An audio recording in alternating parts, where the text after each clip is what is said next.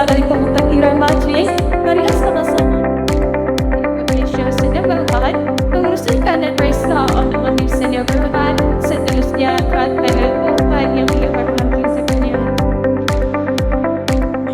Jadi, cepat